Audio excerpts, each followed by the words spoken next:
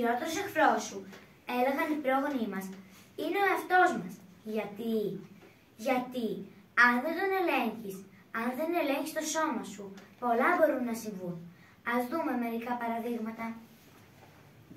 Η φίλη μου η Ιωάννα κάθεται δίπλα μου στο θρανείο.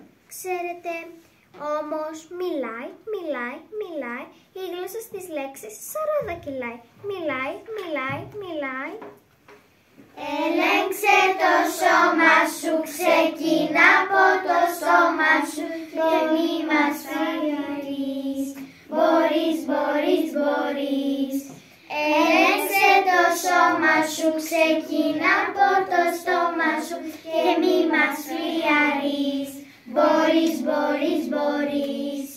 Ο φίλος μου ο Αρίστας κάνει πάντα τον αρχηγό.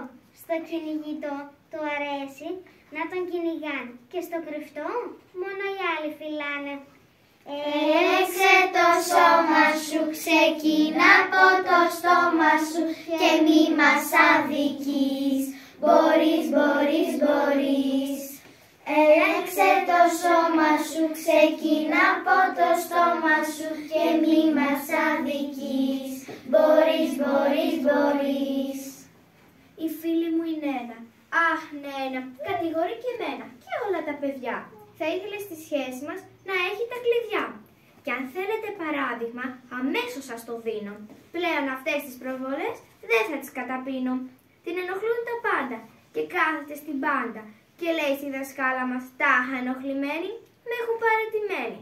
Και όταν από αντίδραση κάνουμε παραπέρα, μας λέει, αύριο με τη μάνα μου σας κόβω τον αέρα.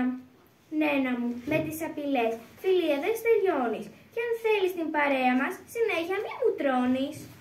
Έλεξε το σώμα σου, ξεκινά από το στόμα σου και μη μας απειλείς. Μπορείς.